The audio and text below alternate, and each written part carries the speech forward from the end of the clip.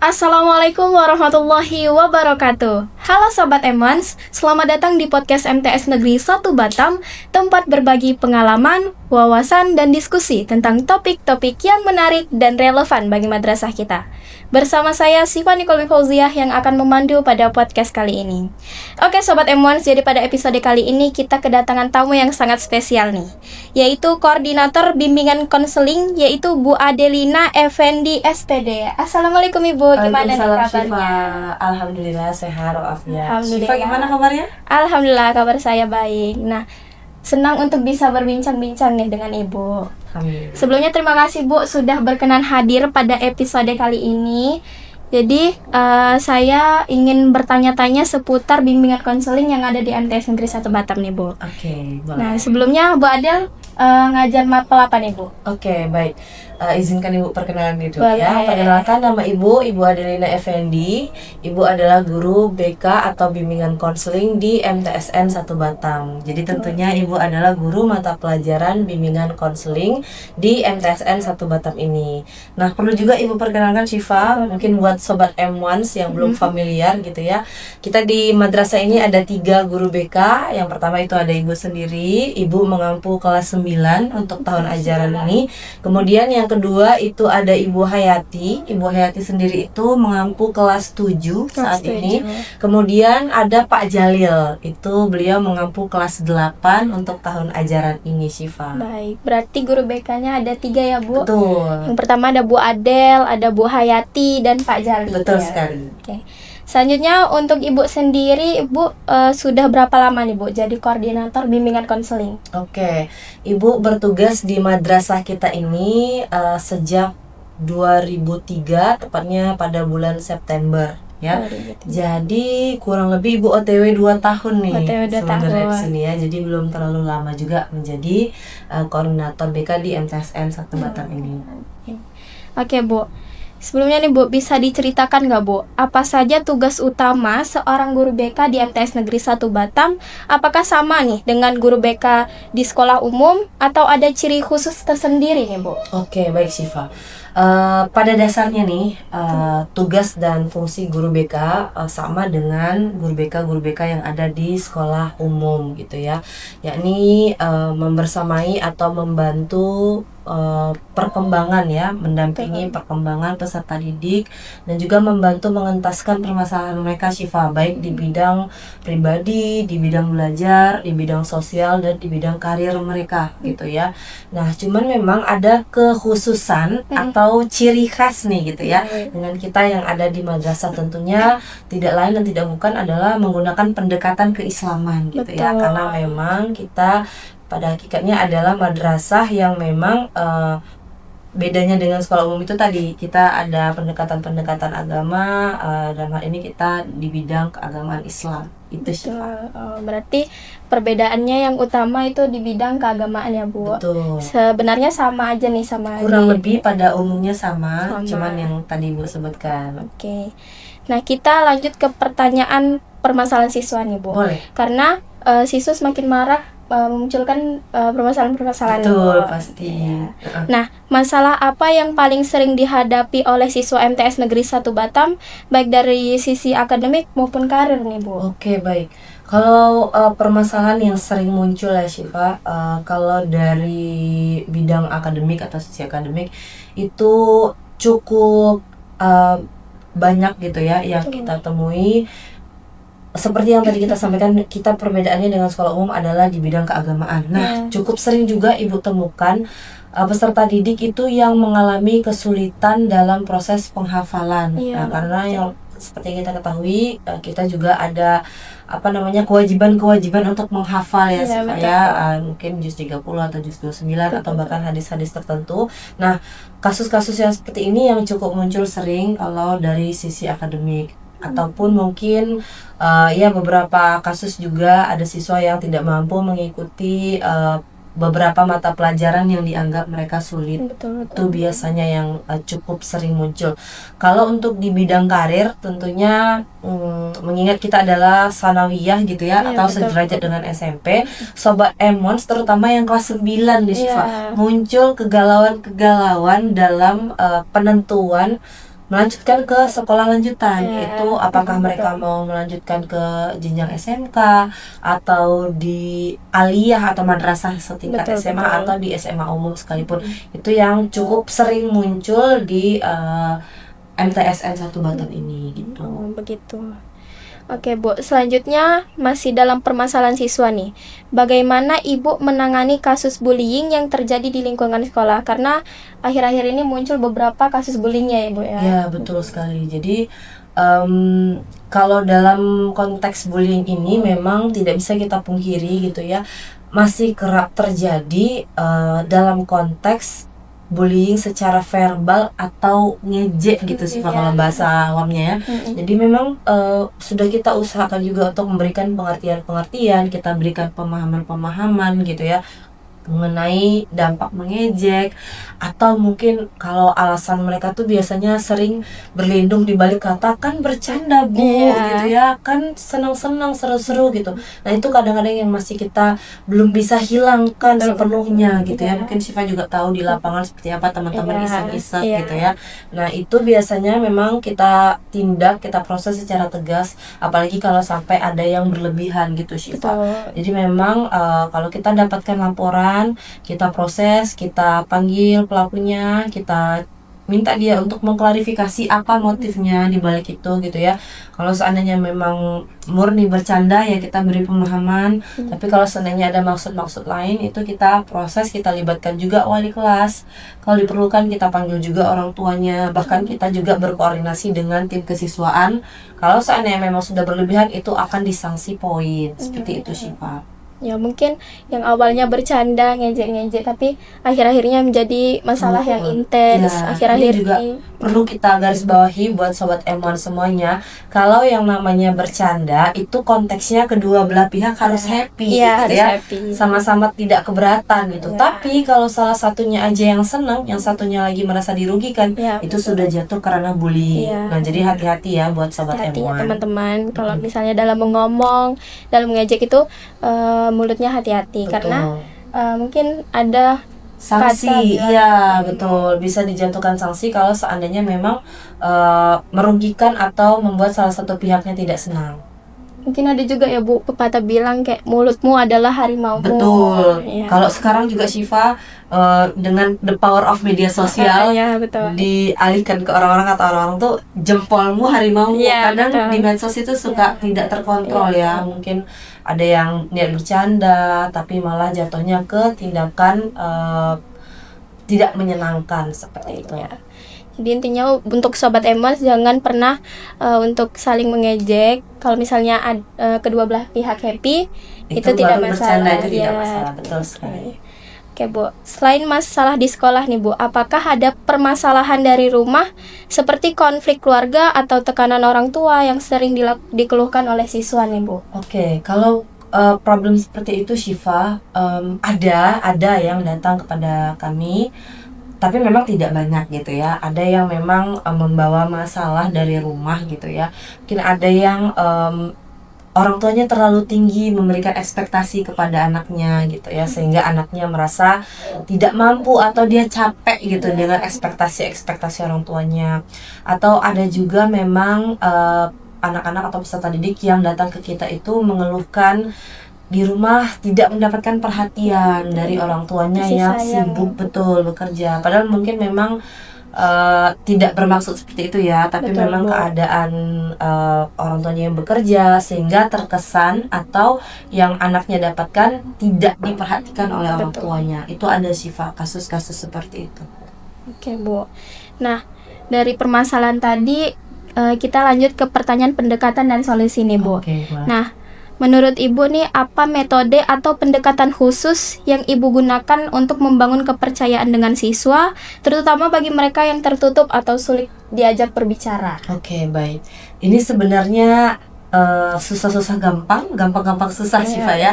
Jadi memang yang utama sekali adalah kami berusaha untuk membangun kepercayaan dari siswa-siswa yang sudah hadir atau siswa-siswa yang sudah berkonsultasi dengan kami, membuat dan berusaha mereka menjadi nyaman gitu, berusaha membuat mereka menjadi percaya kepada kami, sehingga itu akan dengan sendirinya mereka sampaikan kepada orang-orang, ternyata masuk BK tuh seru loh, ternyata masuk BK itu nggak serem, ternyata masuk BK itu nggak dijudge gitu. Nah itu yang sedang kita berusaha untuk lakukan setiap saat gitu ya. Nah ini juga perlu diketahui oleh Sobat M1, saat ini kami sedang berusaha untuk membuat terobosan gitu ya. Jadi Syifa, kami itu sedang menggagas yang namanya peer counselor atau konselor sebaya gitu. Jadi buat Sobat M1 yang memang berminat untuk jadi konselor sebaya gitu ya, atau konselornya teman-teman di kelas, itu boleh banget nanti mendaftar ke kami, ke guru-guru BK. Nanti akan kita berikan pelatihan dan kita berikan informasi bagaimana teknis dan pelaksanaannya. Nah yang diharapkan dari adanya peer counselor ini, si teman-teman yang tidak pede tadi Syifa, mereka bisa percaya kepada teman yang sudah jadi peer counselor itu untuk menceritakan permasalahan-permasalahan yang mereka hadapi. Nah ibarat kata peer counselor itu adalah perpanjangan tangan dari ibu-ibu bapak BK yang ada di MTSN 1 Batam.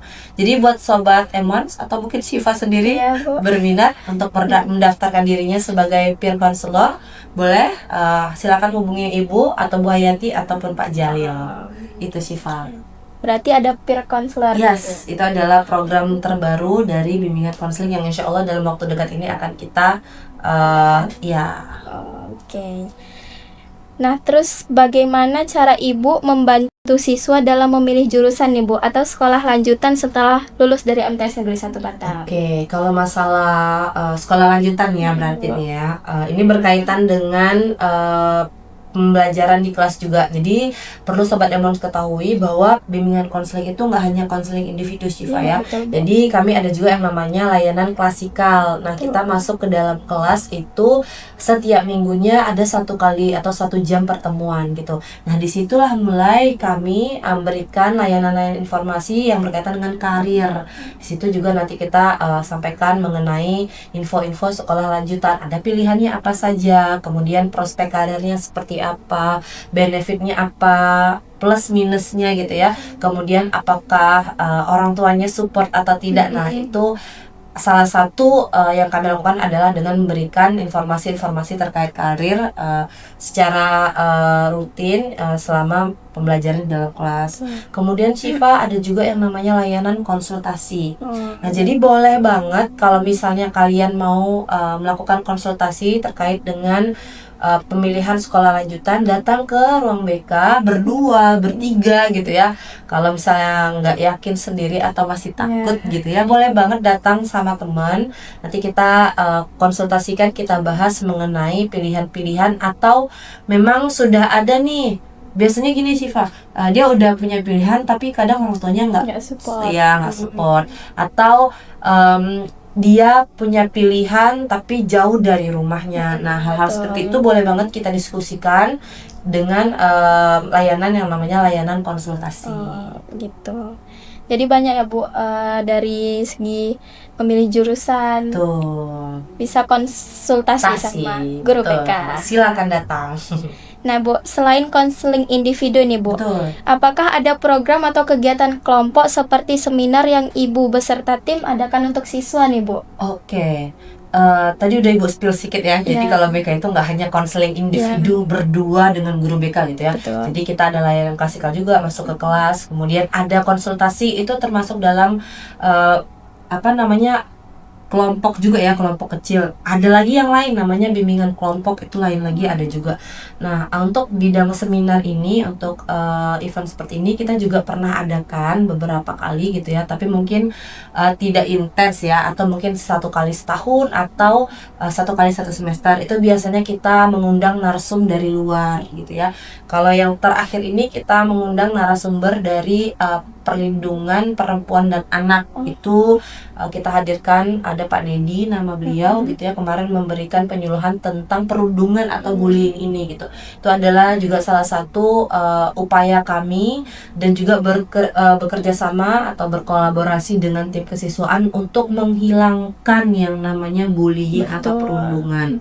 Kemudian juga dalam kegiatan rutin kita ada yang namanya pembinaan keislaman dan budi pekerti. Itu kita laksanakan 1 bulan sekali, biasanya di minggu terakhir setiap bulannya. Jadi ada informasi dari BK yang berkaitan dengan tumbuh kembang dan segala sesuatu yang berkaitan dengan remaja ini, Syifa. Berarti dari solusi tersebut melibatkan koordinasi dan dari pihak lain ya, Bu ya. Nah, bagaimana cara guru BK bekerja sama dengan guru mata pelajaran, wali kelas atau bahkan kepala sekolah nih, Bu, untuk mendukung perkembangan siswa secara holistik? Oke, baik Syifa. Kalau untuk kerjasama, tentunya kita harus sekali membangun yang namanya komunikasi yang baik gitu ya. Jadi insya Allah kalau komunikasi kita terjaga, segala sesuatunya termasuk program-program kita insya Allah akan berjalan dengan baik sebagaimana yang kita harapkan.